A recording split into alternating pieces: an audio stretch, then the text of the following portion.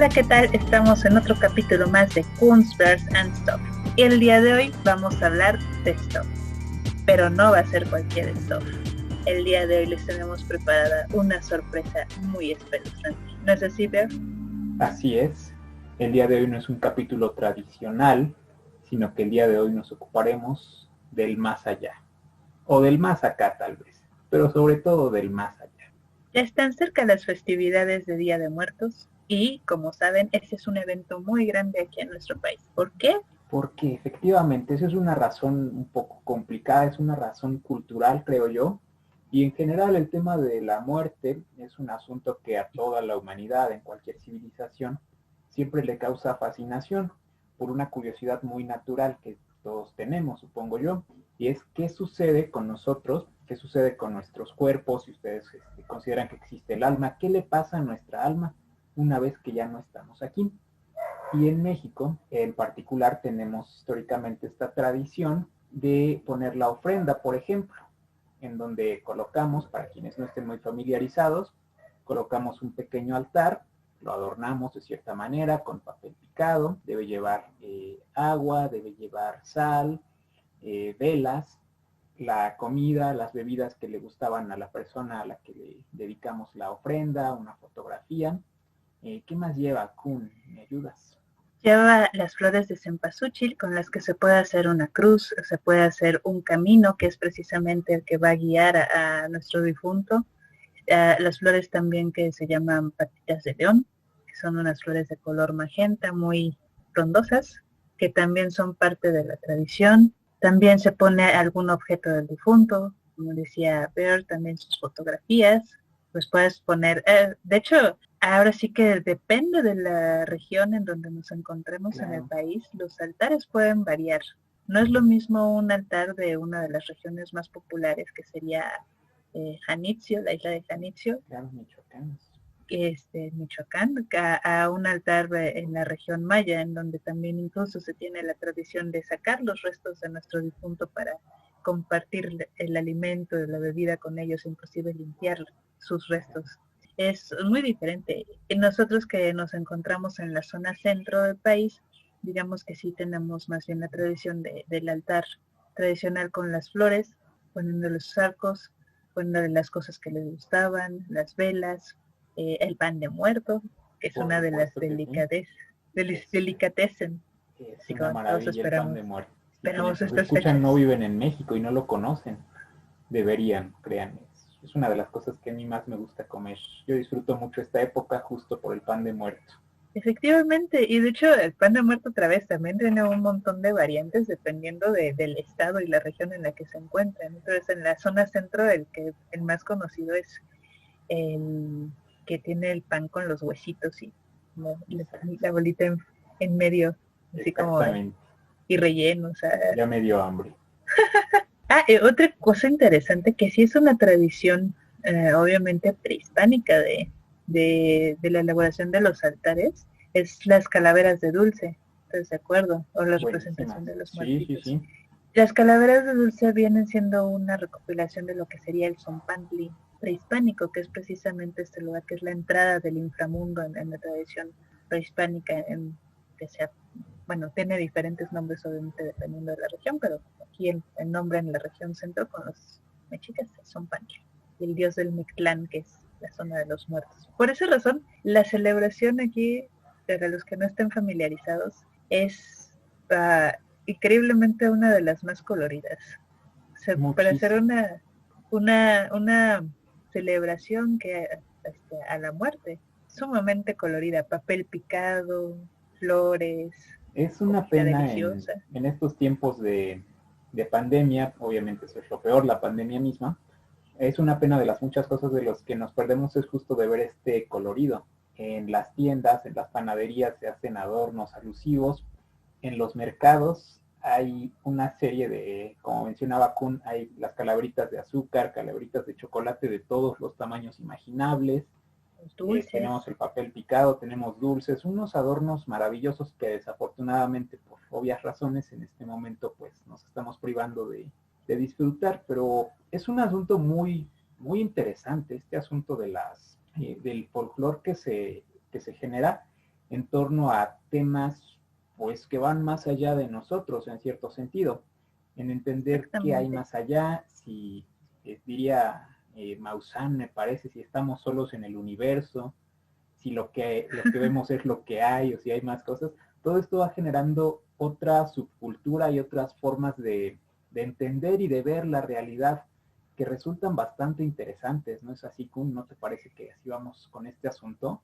Exactamente, y una de las cosas que también hace que esta sea una celebración tan, digamos, ecléctica, es precisamente esta mezcla que existe con la tradición prehispánica, con la tradición después de la conquista y con lo que se va absorbiendo de diferentes lugares, ¿no? De hecho, así como mencionando de paso, el Día de Muertos, que es el de Todos los Santos, que se celebra el día primero, que es para los niños, y el día segundo, que sería para los adultos, también es considerado precisamente como patrimonio de la humanidad. Ya es una cuestión que se encuentra catalogada en ese estilo por la UNESCO. Pero sí, todas estas cuestiones dan paso a que en nuestro país en particular tengamos una serie de, ¿cómo decirlo?, de leyendas que buscan explicar esta relación que tenemos con el más allá. Y es a lo que nos queremos enfocar hoy. Las ofrendas y toda la tradición son muy interesantes. Las mencionamos ahorita solo de paso, que existen también las calaveritas escritas, por ejemplo, que tienen un encanto en sí mismo. Pero bueno, eso lo dejaremos para otra ocasión. Queremos hablar en esta ocasión es más que esta historia del folclore, que es bastante interesante en sí misma, es sobre las leyendas, las historias que se van transmitiendo oralmente, yo creo que de generación en generación, y que logran arraigarse mucho dentro del ideario popular. Las más populares yo creo que son, por ejemplo, la leyenda de La Llorona, tenemos la leyenda del jinete sin cabeza, diferentes historias que son como muy locales, pero que la gente conoce, sí o sí, incluso si no conocemos ningún detalle en absoluto. Y vamos a ver que no son nada más historias así como que existe y ya, sino que tienen un trasfondo cultural que resulta interesante. Yo desafortunadamente no conozco demasiadas de estas historias, pero muy afortunadamente Kun sí nos puede ayudar con algunas historias al respecto.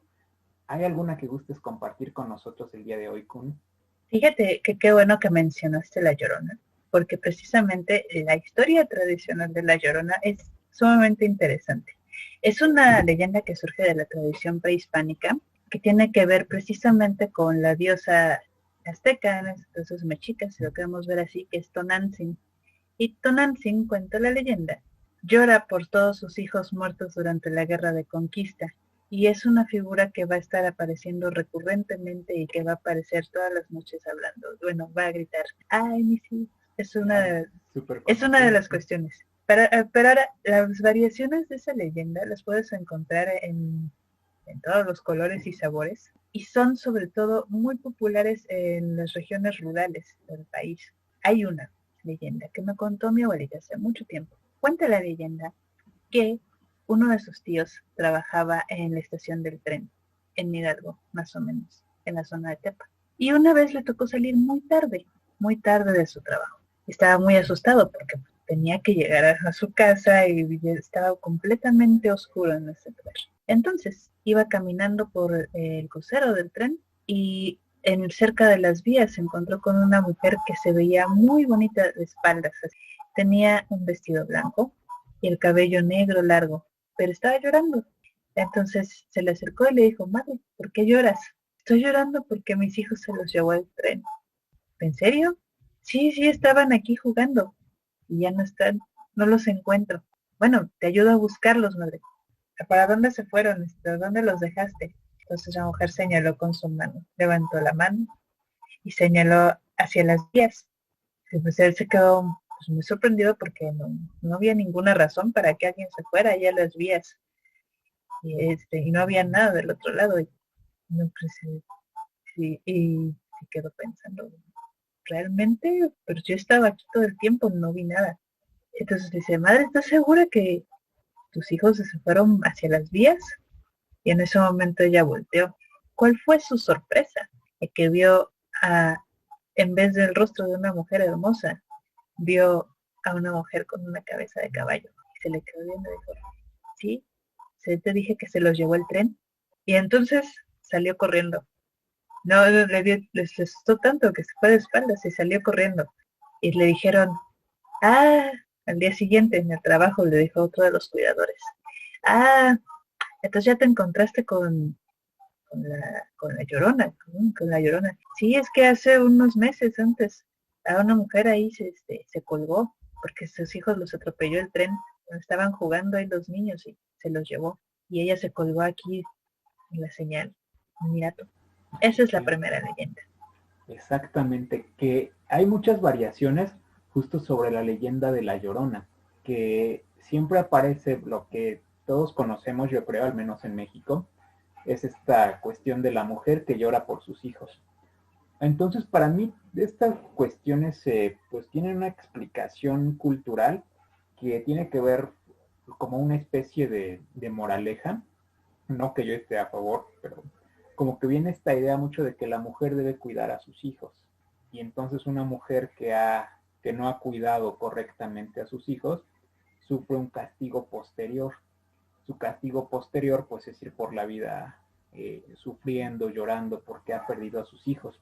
Entonces para mí hay una componente cultural pues bastante importante en este sentido, que no es solo la leyenda con el fin de asustar por asustar, sino es asustar para transmitir un mensaje de quién es la Llorona. La Llorona en principio es pues, una mujer sin alguna historia de fondo pues realmente interesante, pero lo que sí sabemos es que ahora ha sido castigada porque sufre al haber descuidado a sus hijos. Entonces el folclore se va formando de una forma interesante que mezcla la parte cultural normal, digamos, junto con la parte sobrenatural, con brindar una explicación hacia las cosas, que hay una especie de causa y consecuencia, una moraleja. No hagas esto porque puedes terminar de esta manera. Es un poco como yo lo veo. No sé, ¿tú qué opinas, Kun? Exacto, como te mencionaba hace rato, el origen de la leyenda como tal se cree que tiene que ver precisamente con la diosa Tonantzin, que es la diosa madre, que pierde a sus hijos en la batalla, o sea, en este caso a los aztecas, digamos, durante la conquista. Y poco a poco la idea se va transformando precisamente en esta mujer en pena que pierde a sus hijos ya sea por algún accidente, ya sea por no cuidarlos, y esa es precisamente la enseñanza que yo creo que esta leyenda que trata de dejar, que pues, tienes que cuidar, en este caso a los niños, de lo contrario cosas pueden pasar. Además, si pensamos también en los periodos, sobre todo en los que tiene mucho más auge esta leyenda, por ejemplo, en los periodos de la colonia, también la idea es, pues no los dejes salir de noche, o sea, son tiempos peligrosos, no los dejes salir de noche, se te pueden perder, no los dejes solos. Y pues hay muchas variantes de esta leyenda de la Llorona. Había una obra de teatro muy famosa, ¿no? Sí, ver. No le recuerdo cuál era. O Sí, se llamaba así tal cual, La Llorona. sí, pero es que creo que la hacen en el, bueno, la hacían o la hacen en el Museo de las Intervenciones, que es este Ah, museo es muy viejo. cierto, sí tienes razón. Sí, sí, sí. Y de hecho creo que ahora, bueno, este año supongo que no, pero me parece que también en el lago de Chapultepec, ¿no? Exacto.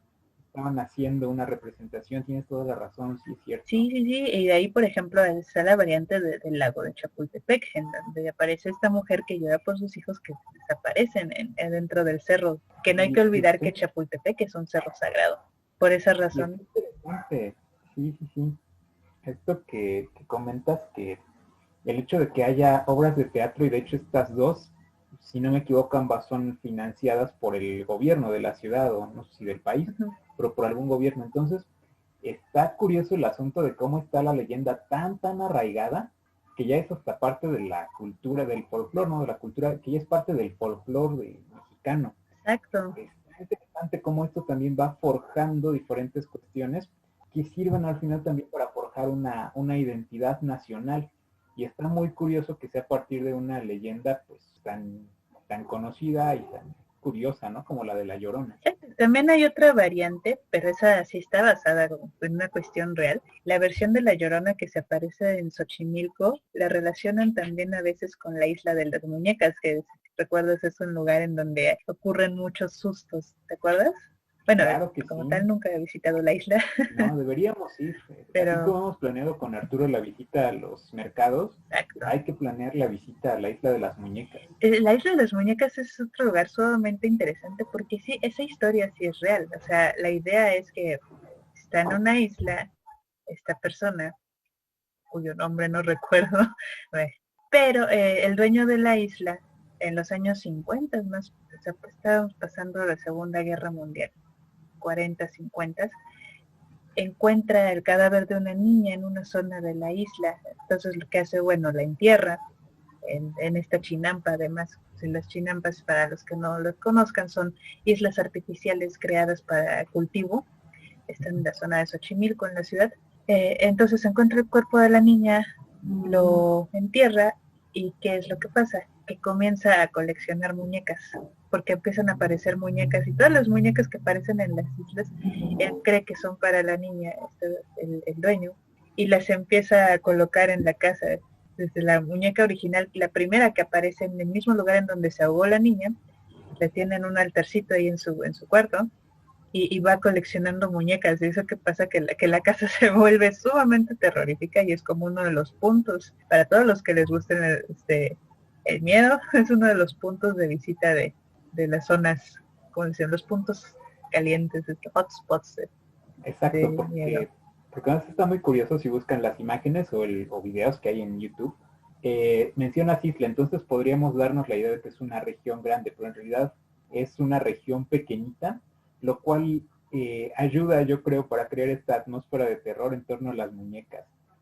Se siente, yo no hemos estado como lo platicábamos, pero en realidad de solo ver los videos, las imágenes, sí te da el cringe ahí de cómo está toda Ver la... las muñecas colgadas. Sí, porque además a las muñecas no se les da ningún mantenimiento aparentemente ni nada. Solo están ahí. Exacto, y pues de repente también da cringe, que algunas son bastante nuevas y están en buen, bueno, nuevas entre comillas, y están en buen estado. Pero hay otras que pues esencialmente son basura, o sea que llegan ya con alguna parte pues destruida o perdida, tal cual un bracito, algo así, una muñeca sin su bracito.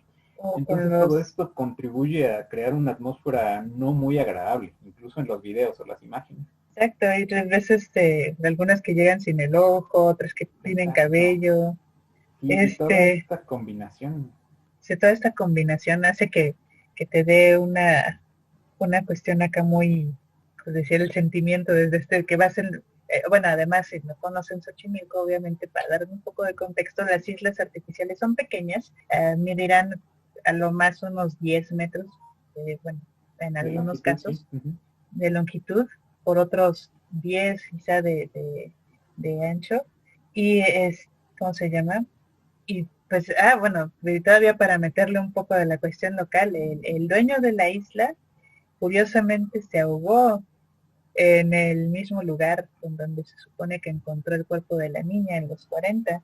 Se ahoga en el mismo lugar, y, oh sorpresa, sorpresa, la que cuenta que ahora se parece que se oye en su bastón, porque ya estaba grande el señor, se oye su bastón cerquita, y sus zapatos, dicen. Pero sí, Eso no lo sabía. sí, esa es una de las cosas que se dicen al parecer de la isla, pero también en Xochimilco también existe otra leyenda que también se relaciona con la Llorona y con las apariciones. ¿Cuál es? Platícanos. Precisamente que en este caso otra vez aparece una mujer que llora por la pérdida de sus hijos, pero que se ahogaron en la Ok. zona de las chinampas, en los canales, Sí. y que ella vaga por las chinampas precisamente llorando, vestida toda de blanco, gritando en las noches más oscuras. Que también de otra vez volvemos a lo mismo, que tal vez sea esa moraleja de que pues la zona de los canales obviamente tampoco es que sean tan profundos, pero obviamente no es para un niño que no sepa nadar, y son muy oscuros porque pues siendo islas artificiales no tienen exactamente instalaciones eléctricas, una cuestión así, Claro. o sea, no son lugares como tal para vivir, son zonas de cultivo. Entonces la idea es que estás tratando de evitar que los niños se metan en estos lugares, ¿no? El nombre del dueño de las islas de la Isla de las Muñecas, por si algún día quieren ir a visitar, era don Julián Santana Barrera. Podemos preguntar por él. Disculpe, está... Sí, sí. Que él, o sea, les digo, la idea principal es que él encuentra el cadáver de una niña cerca desde Suchinampa, donde habitaba. Después encuentra una primera muñeca y después, como no puede descansar precisamente por el misterio de cómo apareció la niña ahí, lo que hace es recolectar las muñecas para apaciguar el espíritu de la niña y crea toda esta atmósfera que sinceramente causa miedo. Entonces digo, hemos visto los videos, vamos a tener que hacer el recorrido para ver si es cierto. Y lo curioso de la historia es que él mismo se ahoga en el mismo lugar en donde encontró a la niña y a la primera muñeca. Y hay que hacer el recorrido de noche, porque si no se pierde la atmósfera. Sí, claro. Eso es lo que les decía, por la misma razón que enlazamos con la leyenda de La Llorona. O sea, las chinampas son muy oscuras de noche, ¿no? De hecho, tienes que ir con la lámpara porque no hay iluminación. Y justo eso es parte de lo que quería comentar en general sobre las leyendas. Cualquiera que ustedes se sepan, estoy seguro que casi cualquiera que ustedes se sepan, ocurre de noche. Obviamente no es casual, y pues es una explicación bastante natural, bastante evidente, que estamos en general pues acostumbrados a vivir de día. Hay quienes obviamente tienen algún problema visual, bueno, entienden el mundo de otra manera y está perfecto. Pero la mayoría de nosotros estamos muy habituados justo a entender el mundo con base en colores. Entendemos el día, entendemos la noche por los colores. Y en general, pues nos causa esto siempre alguna inquietud, la noche. La noche es un problema, la noche plutónica, cuando hablábamos en el cuervo. Por cierto, después revisan ese capítulo, ya estará disponible. Cuando hablemos del cuervo, recuerdan la noche plutónica, porque la noche siempre trae otro asunto, otra vida. Puede ser desde un punto de vista positivo en estos tiempos, donde la noche en tiempos no de pandemia es el momento en el que la gente sale a divertirse, a bailar, qué sé yo, a lo que les guste.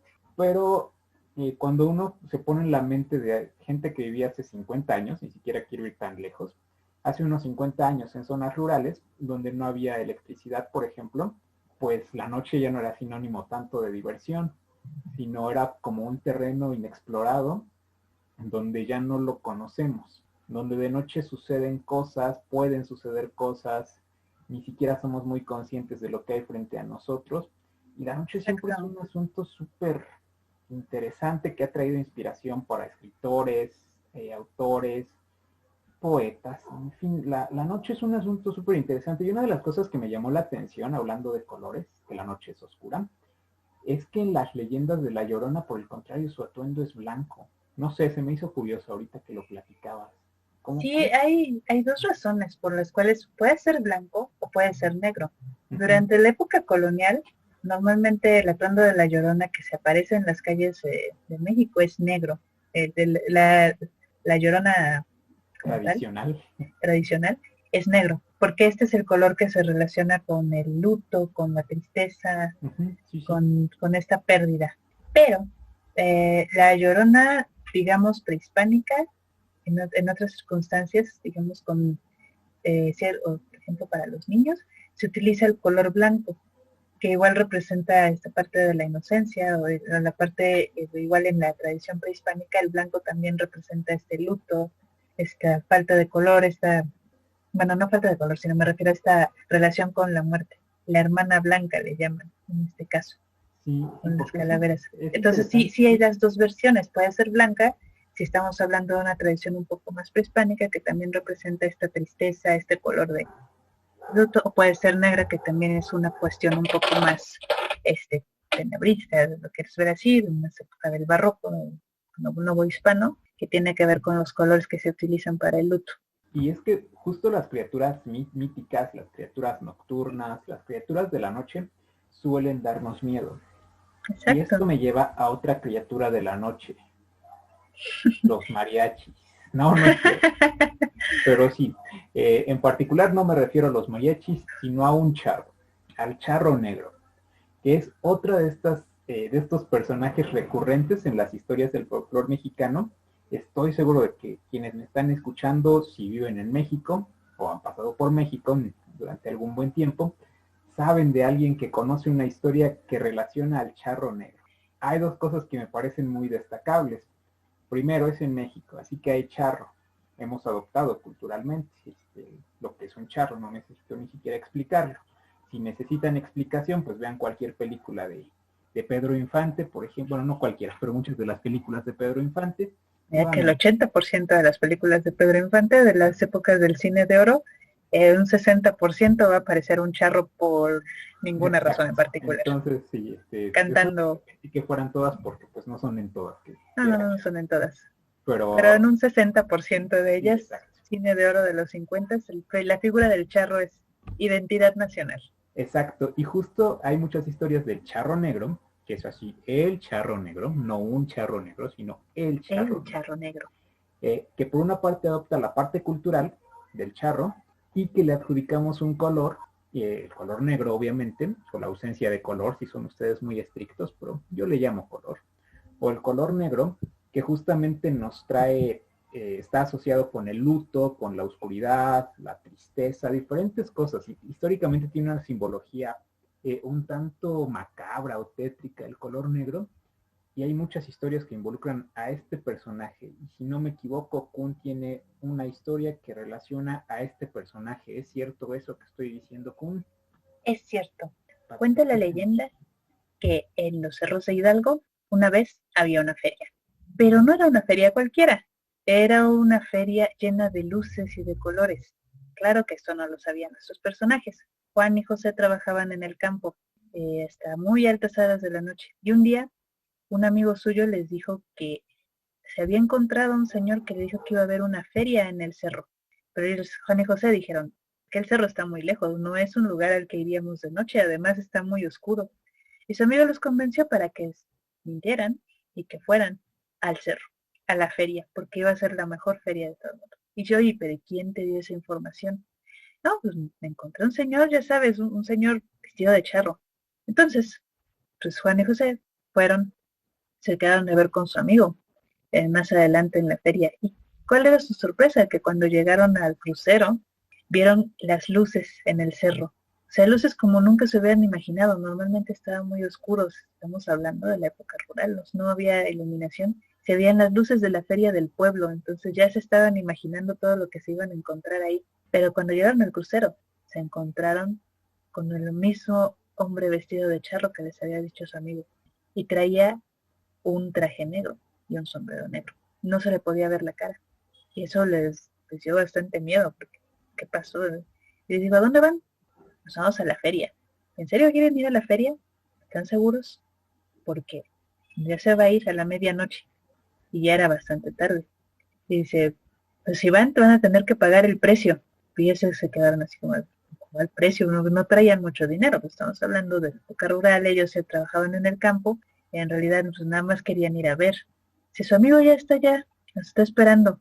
Pero en ese momento a José le dio bastante miedo, que era el más chico, y dijo, es que no tenemos dinero, y pues no le podía ver la cara a este hombre. Y le dijo, no, ¿sabes qué? Mejor, vámonos. No me da mucha confianza. Entonces se regresaron a sus casas. Al día siguiente, pues dijeron, bueno, nos vamos a ver qué quedó de la feria y que nos cuente Pedro, a ver qué tal estuvo la feria, porque dicen que él sí estaba allá. El día siguiente, que fueron muy temprano y ya no había nada. El cerro está completamente limpio, no había señales de las luces, ni nada por el estilo. Llegaron al crucero en donde se habían encontrado el charro y encontraron que la hierba estaba quemada. Y cuando llegaron a su trabajo, ya no encontraron a Pedro. Nadie más lo volvió a ver, nunca más. ¿Y quién era el charro negro? El charro negro. Esa historia es muy, otra vez es como, inclusive hay otra obra de teatro del charro negro, ¿estás de acuerdo? Esa la pues, no sé. Yo creo que estaba en el Teatro San Rafael. Mira, esa sí no me suena. La de La Llorona sí rápido, pero no está. No, fíjate, pues yo me hice la impresión, pero la figura del charro negro en este caso se relaciona con el diablo. El charro siempre, en este caso es el diablo, Satanás, el cebú, como le quieran llamar. Y viene vestido de negro, ¿por qué? Porque por tradición, durante algún tiempo en la época medieval, eso sí es muy sabido, era muy difícil extraer el color negro. Y el color negro va a tomar una connotación relacionada. El negro y el rojo van a ser los colores del diablo. Entonces, si ves a una mujer con labios rojos, es Satán también en esas épocas. Si ves a un hombre vestido de charro y más de negro, es el diablo el que te quiere llevar. Pero fíjate que esta leyenda tiene mucho que ver con esta cuestión, le vamos en inglés con los Spirited Away. También es muy popular en otras regiones del mundo. Con la gente se los llevan los espíritus básicamente. Se les abren los cerros, estoy relacionando ahorita con la película del viaje de Chihiro, pero esa es una cuestión muy normal, porque inclusive aquí mismo en la zona centro, por ejemplo, hay otra leyenda que cuenta que el cerro de Chapultepec también se abría de pronto y se llevaba a los niños. Otra razón para la cual venimos a decir que la enseñanza es no debe salir de noche y menos en un crucero. Los cruceros también representan los caminos del diablo. Y que además siempre viene con alguna oferta. En cada historia en donde aparece el charro negro, no aparece y ya, sino que siempre quiere hacer algún negocio. Exacto. Es la impresión que yo tengo, que usualmente el charro negro aparece para negociar. Este no aparece lamentándose, por ejemplo, como en el caso de La Llorona, no aparece tampoco para amedrentar en primera instancia, sino que siempre viene a hacer negocio. Sí. Se identifica en todas estas historias, al menos las que yo llego a ubicar, porque te ofrece algo. Te ofrece riqueza, te ofrece diversión, te ofrece lo que quieras, alguna pero a cambio tienes que pagar un exactamente. Precio. Exacto, y ahí es la parte curiosa, porque en realidad pocas veces la gente en las historias, pocas veces la gente llega a negociar qué es lo que se desea, lo que quiere el charro negro. Entonces es una incógnita saber si en alguna historia alguien llega de hecho a hacer la negociación completa. Sí, usualmente no aparece, ¿no? Sino que con la negociación se dan cuenta de que algo va mal, que el comerciante este que se les aparece como charro negro no es alguien de fiar y la gente se va, que también es parte de la moraleja, creo yo. No, bueno, son dos cosas. Con la gente así sospechosa. Te encuentras en un crucero. Exactamente, y que te está vestido cosas, de negro. Y que te ofrece algo demasiado bueno para ser verdad. Entonces está curioso que en realidad la gente siempre huye en el momento preciso, creo yo, y nunca llegamos a ver cómo se cierra el trato. Nunca nadie llega a cerrar el trato, creo. Bueno, parcialmente, porque en muchas de las variantes ya sabes de alguien que sí acepta el trato, pero no, como en este caso en la historia de Pedro, es el que acepta el trato, pero ya no se sabe más de él. No sabes cuál es el trato. Exacto. Pero sí sabes que lo aceptó, quién sabe cuál habrá sido. Pero justo sabes que no acaba bien. Porque no sabes. Buscando algo, y si lo consigo no, quién sabe, pero ya no regresa a donde estaba. Que usualmente uno quiere las cosas para disfrutarlas en donde están, no para el futuro, ni nada por el estilo. Y exacto. Siempre es una advertencia también, como quien acepta, se puede, pero su destino es incierto, entonces mejor no aceptes, no hagas tratos con el charro negro. El charro negro. Y esta es las historias de los tratos con el diablo son muy recurrentes en muchas partes del mundo, claro, en ese aspecto. Inclusive hay unas más recientes, por ejemplo, bueno, como en tradición europea, ¿estás de acuerdo? Que dicen que tal persona tiene tal talento porque hizo un trato con el diablo. O sea, no podemos pensar que es talento natural y horas de esfuerzo, porque en realidad hizo un teatro con el diablo. De hecho, una muy reciente, reciente entre comillas, no sé si te acuerdas de un personaje que canta jazz, pero bueno, es que sí hay grabaciones de este personaje que era muy bueno y decían que había hecho un trato con el diablo porque un día simplemente desapareció. Pero bueno, estamos hablando en los años 40 ¿cómo se llama? En Luisiana. También puede haber sido muchas también. cosas. Sí, que en Luisiana es interesante también el asunto del vudú. Sí. Que pues también está relacionado un poco con la vida después de la muerte o la vida después de la vida, con los zombies, por ejemplo. Exactamente. Donde otra vez regresan de forma física, no el zombie de las películas, sino un zombie diferente, el que se cree en las películas o en las historias con respecto al vudú. Que sí, efectivamente lo que dices es que estos tratos con un charro negro o con algún ente sobrenatural son algo súper recurrente a través de la historia, yo creo que en todas las civilizaciones. Entonces está interesante cómo, ¿por qué aquí en particular el diablo toma forma de charro y no de otra cosa? Claro. Bueno, porque la figura del charro está muy arraigada precisamente en una tradición cultural. O sea, conoces al charro negro y dices, el charro negro. Como por ejemplo si cambiáramos un poquito bueno, a otra figura, que sería como la figura de la bruja en Veracruz, que en este caso sería la mulata de Córdoba, que es como una de las leyendas más conocidas, en donde se cuenta que esta mujer la encierran en una celda, precisamente por practicar brujería, y ella hace un trato con un hombre vestido de negro que le da un pedazo de carbón con el que hace un dibujo en su celda y se sube a un barco y escapa. Entonces ahí ya hay una relación entre la bruja, ahora nos vamos a meter a cuestiones de como Catemaco, entonces zonas, ¿no? Sí. Exactamente, que están muy arraigadas en la cultura como tal, y este trato que hace con el diablo la rescata, pero ya no se vuelve a ver más a la mulata de Córdoba. Exacto. Sí, sí, siempre el precio que se paga es demasiado caro. Me acordé ahorita, no la voy a describir porque les sugiero que la vean, de la película de Macario, por ejemplo, donde Sí, justo Macario se encuentra a un charro negro, o el equivalente de un charro negro en el cerro, y pues hace un mira, trato con él. Y a además partir de piensa, ahí pues le viene una serie de fortuna, pero la fortuna pues no es de gratis. es una cuestión muy interesante porque dices, bueno, en todos los lugares en donde puedes estar, porque te vas a encontrar un charro en el cerro. O sea, sinceramente, para los que no son locales, bueno, los que no son locales en México, están de acuerdo que a pesar de la romantización que nos quieran ver en las películas, cómo nos ven de fuera, el traje de charro no es un traje que sea como muy práctico Absoluto. para usar en la vida, o sea, demasiadas piezas, demasiado calor. El sombrero de charro tampoco. O sea, el sombrero de charro es este, sumamente adornado porque pues tiene una cuestión, un festival, un fiesta, algo así. Claro, ¿No? sí es algo Porque festivo. te vas a encontrar a un charro en el cerro. Es una de esas cosas que dices, aquí hay Exacto. algo raro. Sí, por el folclore se va alimentando, ¿no? De toda la parte cultural y no es estático, evidentemente, no es estático. El No va folclore va cambiando. cambiando. Obviamente hace 200 años, pues seguramente no había ninguna leyenda de ningún charro negro, porque el No, no, no. concepto mismo de charro, pues no existía.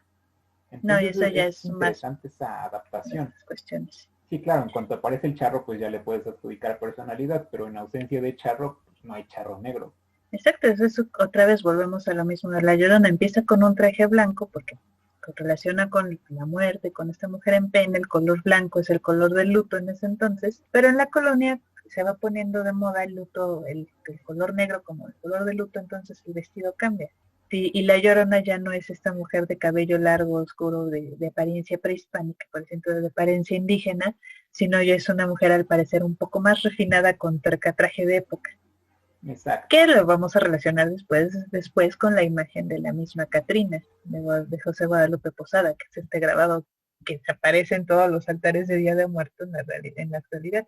Pero ese ya es un traje que aparece hasta 1900, más o menos, digamos, esa parte, la Sí. francesada de la historia. Y en películas, por ejemplo, recientes, pues ya obviamente la indumentaria de La Llorona es diferente, porque va Exacto. evolucionando la visión que tenemos de nosotros mismos como sociedad y proyectamos esta visión nuestra como sociedad dentro de nuestros seres fantásticos. Obviamente es algo que es cultural, que es muy normal ir adaptando nuestras costumbres, leyendas, tradiciones a lo que hay. Uno de los casos más dramáticos, y digo dramáticos en el sentido de impacto, es el asunto del desfile de Día de Muertos, ¿no? Exacto. O Que, sea, esto, ¿me puedes platicar la historia del desfile de Día de Muertos, por favor? Es muy interesante, sí, sí, o tal sí. vez no tanto. Corría el año de 2000, no recuerdo exactamente, Exacto. pero hubo una película de James Bond en donde se hacía un desfile de muertos por las calles del centro. Entonces, esa tradición empezó a gustar tanto entre la población joven de la ciudad que decidieron que debían instaurarlo como parte de una tradición cultural. Hacer el desfile de Día de Muertos con todo el mundo disfrazado de pan, digo, de calavera, panda, a los cuatro, de calavera, Catrina, es la figura que les digo, surge de un grabado de Guadalupe Posadas, José Guadalupe Posadas, y puedes ir ese día desfilando con los carros alegóricos. Cuenta la leyenda Y que que desde justo, entonces se hace el desfile. exacto, y que justo ahorita que has mencionado a la Catrina, Otra de las cuestiones que a lo mejor para la gente más joven parecería como que es algo tradicional como de toda la vida, de las ofrendas o de la época de Día de Muertos, porque es muy natural que haya catrinas, desfiles de catrinas, ilustraciones de catrinas, catrinas por acá, catrinas por allá, catrinas por delante, catrinas por detrás. No sé Así que, bailar, es como ese de... Me acordé de la canción que nos sí, cantaban sí, precisamente para asustarnos, como que exactamente, la de las calaveras que salen de su salen de su tumba, la tumba. una, chumbala que Chumbalaca, chumbalaca, chumbalaca. Las Exacto. canciones de Cricri también me asustaban, debo decir, cuando eres Ah, pequeño. es que Cricri es, bueno, ya no es, pero era un tipo Maestro, sumamente talentoso. exactamente, Cuando escribía algo, sabía transmitir cosas. Un tipo brillante, Cricri. exactamente. La canción de las brujas de Cricri a mí me traía así como, ¡oh! Todo el miedito. Tac, y crack, cric. Es que, ¿sabes que Cricri yo creo que merece su propio episodio del podcast? Exacto, sí, no. Y de hecho, ves que Arturo también tiene ganas de hablar de Sí, Cricri, entonces esperen ese capítulo, espérenlo con ansias. Vamos a hablar sí, de exacto. Cricri. Y ya les presentaremos a Arturo, por cierto. Exacto. Próximamente va a estar el primer episodio en donde aparece Arturo. Recuerden que este es un especial por estas fechas, entonces sí nos estamos saltando un poco al orden, ya si ya vieron nuestros primeros capítulos, pero queríamos hacer Exactamente. aprovechando la ocasión.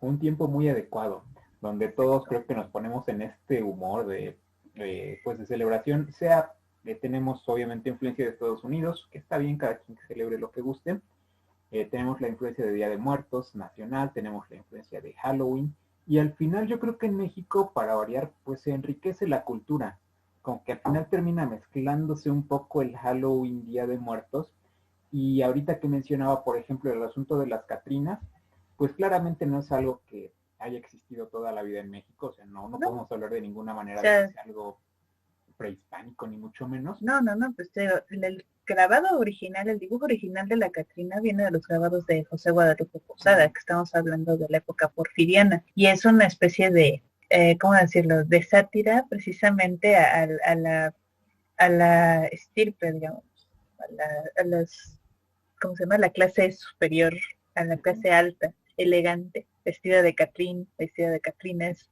digamos despectivo incluso el término, los Catrines, Exacto, sí. los ricos de aquel entonces. Y que después la figura, digamos, se populariza tanto que inclusive Diego Rivera, en los años ya posteriores a la revolución, en los 40, 50, hace este mural que es el sueño de una noche de verano, en donde pone la figura de la Catrina, con su traje de Catrina, en ese caso, su traje con sus plumas y todo lo demás, que es otra vez esta sátira que hacen a la clase alta de aquel entonces. No Claro, es y que que al final, existiera desde... exacto, y que al final todo va enriqueciendo. Las historias, la moda misma, los Excepto, disfraces, todo eso se va enriqueciendo, creo yo, a la tradición. pues estas dos historias que contamos son el ejemplo claro. También la historia, bueno, que ya pasa a ser una leyenda, también la de la Isla de las Muñecas, es más nueva, porque de hecho falleció en el 2002, me parece, el señor Julián, o sea, muy reciente. Y su nieto, que es el que cuida ahora la isla, dice que se le aparece. Y eso es una cosa que también es muy común en el folclore de la ciudad, los lugares abandonados y como decías al principio, todas las escuelas se construyeron en cementerios. Exacto, todas en Entre México, todas. aparentemente. En las escuelas siempre aparece el fantasma de un niño, por alguna razón, O de el noche. El conserje. conserje se le parece siempre el fantasma de un niño o se parece el fantasma del conserje. Sí, sí, sí. ¿Qué otras cosas? En los hospitales ni se diga. Siempre hay Claro, enfermeras, doctoras, niños. En los cementerios, pues también no te cuento. claro. O sea, y por ejemplo, otra zona que también es muy, muy común en donde hay apariciones y tiene toda una parafernalia en sí misma que tal vez valga la pena que hablemos después otro capítulo, no sé qué opinas ver, es la zona de Tlatelolco con la matanza del 68.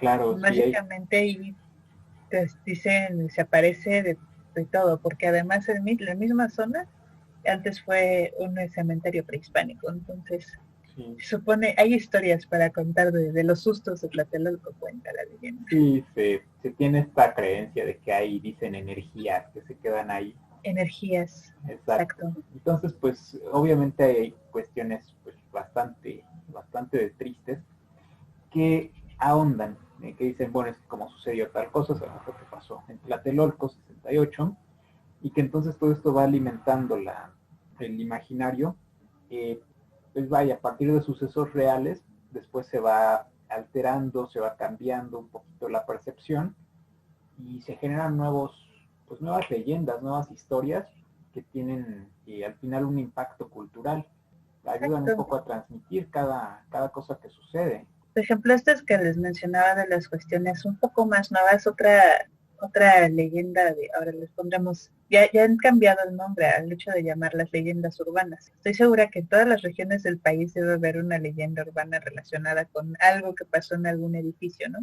Pero sí que están arraigadas precisamente en hechos reales que se van transformando, como la Casa de las Brujas en la colonia Roma, es muy nueva, bueno, muy nueva, entre comillas, es 1990, no, bueno, creo que la casa la construyeron como en 1940 y algo. En sí, no es así como cuenta, realmente no es que haya pasado algo en la casa, pero cuentan que ahí vivía una señora que era vidente. Entonces se quedan estas energías impregnadas en el edificio y hay un portal místico, como lo habíamos mencionado.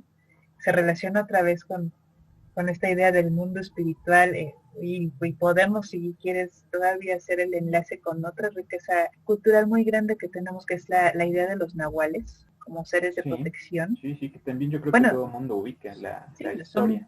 son muy ambivalentes los nahuales. No sé si te ha tocado, porque en algunas historias son tus animales guías espirituales que te cuidan, pero en otras como que pueden ser malos y mejor alejarlos, ¿no? Sí, Depende bueno, de la sí, región. exacto. Y también depende, yo creo que de la disposición de la gente hacia lo sobrenatural. Ajá, Quien se sienta inclinado, que diga que es algo positivo y que son seres que nos traen mensajes, no sé, cualquier cosa en ese sentido positivo, pues obviamente le va a adjudicar un sentido positivo a todo lo que encuentre. Va a decir, bueno, es que sí es un nahual, pero está para ayudarnos, no sé, alguna cuestión por el estilo. Y quien de por sí tiene pánico, animadversión o lo que sea hacia el mundo que sobrenatural. se supone sobrenatural, pues creo que tendrá justo el sentimiento opuesto, ¿no? Y dirá, no, eso es mala suerte o es para hacer daño, no sé. Ahí como que ya depende Exactamente. muchísimo, ¿no? Sí, De la predisposición que cada quien tenga. y bueno, pues sí, para cerrar esta casa de las brujas, la leyenda es que la persona que vivía ahí era una bruja, bueno, una señora que hacía sesiones espiritistas y que precisamente deja abiertos estos canales energéticos, estas cuestiones y que por eso en la casa espantan. Pero pues, si tú ves la casa se ve bastante normal de fuera. Una vez pasé por ahí y dije, bueno, mira, esto es la casa de las brujas. Pero sí es una cuestión, también depende qué tanto se pueda sugestionar uno. Estamos de Claro, es acuerdo, súper importante. cuando vean nuestro capítulo del cuervo, hacemos este es un poema que si uno lo lee en tiempos actuales, dice, es un bonito poema gótico que expresa algunas cuestiones de Poe, pero no asusta. Pero para la gente de 1800 ese poema era sumamente impactante, ¿no? Claro, depende en buena parte del contexto, El tanto el contexto en el que contexto estamos viviendo. social como la parte también física, me refiero a infraestructura y todo eso. Ahora, ¿por qué la noche nos parece algo súper divertido? Pues porque tenemos luz, porque tenemos electricidad, entonces con esto ya se puede modificar, digamos, el sentimiento hacia la noche. En cambio, pues en ausencia de electricidad, la noche se vuelve algo tenebroso. Entonces vemos Exacto. que todo se va intercalando al final, la parte social, de creencias, de religión, lo que sea, junto con la parte del desarrollo tecnológico que cambia completamente nuestras vidas y con ello nuestra percepción de muchas cosas. Exacto, además pensé, por ejemplo, estas dos leyendas que conté, que están ubicadas en zonas rurales en donde no, poniéndolo con los años 40 más o menos según es la idea, son zonas rurales, no hay mucha iluminación y pues obviamente aquí la cuestión es no salgas de noche porque puedes perderte en el cerro. Hay barrancas, hay plantíos, por ejemplo en las mismas Claro, chinampas, te puedes caer y quién te va a ver, cómo te ayudo. sí.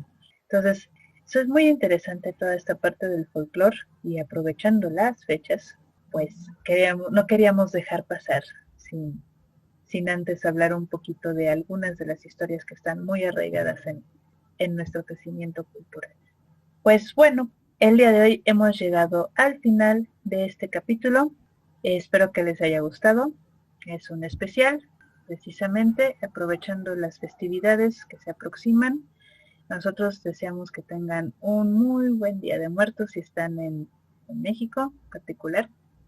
Que estén, bueno, obviamente siguiendo las reglas de sana distancia, ya que estamos en estas cuestiones 2020, pero que esperamos que de curiosidad también busquen algunas de las leyendas, busquen algunas o nos cuenten también algunas de sus percepciones respecto a este día, y también que nos cuenten si disfrutaron el pan de muertos, sumamente importante.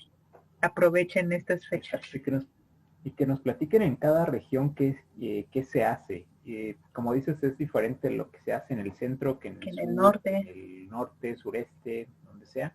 Entonces estaría padre saber, siempre es bueno aprender algo, estamos seguros de que podemos aprender varias cosas. ¿Cuáles son las tradiciones de su lugar? Cuéntenos, queremos saber. Claro. Y sus propias mitos, leyendas locales, que seguro abundan. O sea, aquí les comentamos una, y es una variante de una que seguramente hay 20,000, bueno, no sé si 20,000, pero hay miles, cientos al menos. Claro, sí, cada región seguro tiene sus propias leyendas, sus propias historias, sus propios personajes incluso. De repente personajes que se vuelven localmente mitos, tal cual. Exacto. Que dicen, no, pues sí. Y que no trascienden de repente, que las historias supongo que son interesantes. Exacto. Nosotros seguiremos seguramente más adelante hablando de más stuff por estos lados. Les damos un especial de Cricri y no se pierdan los próximos capítulos de Kunstverse and Stuff que ya hemos grabado, y no se pierdan cuando aparezca ahora sí por primera vez Arturo. Seguramente les va a gustar ese rincón que tenemos en los especiales de nuestro programa Kunstverse and Stuff. Bye bye. No, cuídense mucho. Excelente Día de Muertos. Coman pan de muerto. Platíquenme cómo lo hacen en sus lugares. Sí. A mí me interesa esa información. Si es relleno o si es simple. Como lo hagan, cualquier variedad a mí me interesa. El pan de muerto es lo mejor de estas. Maravilloso. Me quedo con eso por el día de hoy. Chao.